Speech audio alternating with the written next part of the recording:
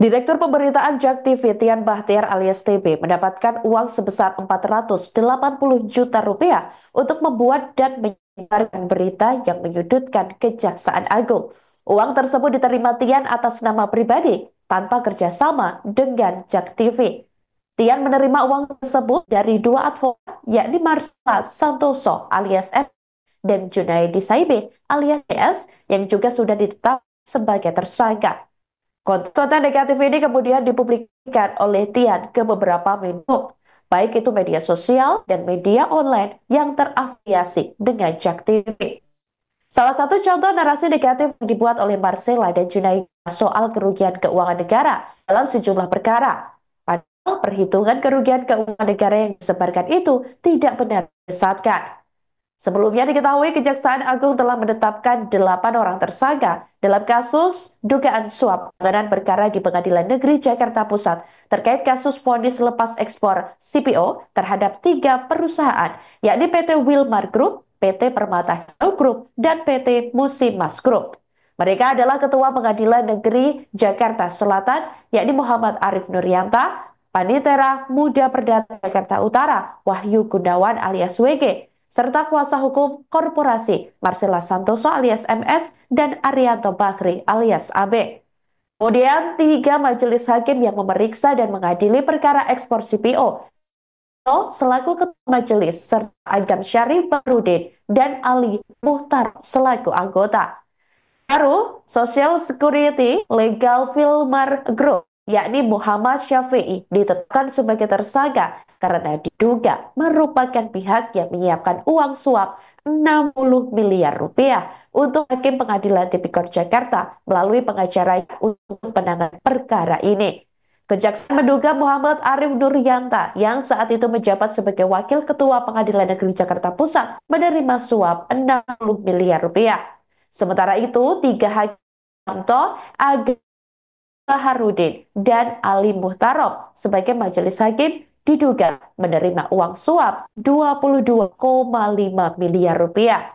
Suap tersebut diberikan agar majelis hakim yang menangani kasus ekspor CPO divonis lepas atau on strike alias vervolge. Vonis lepas merupakan putusan hakim yang menyatakan bahwa terdakwa terbukti melakukan perbuatan yang didakwakan, tetapi perbuatan tersebut tidak termasuk dalam kategori tindak pidana. Dengan biaya sebesar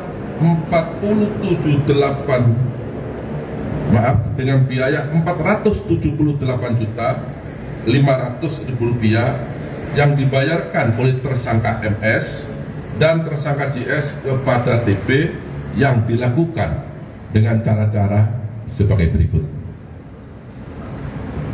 Tersangka MS dan tersangka JS mengorder tersangka TB untuk membuat berita-berita negatif dan konten-konten negatif yang menyudutkan kejaksaan terkait dengan penanganan perkara akuo, baik ketika di penyidikan, penuntutan maupun di persidangan.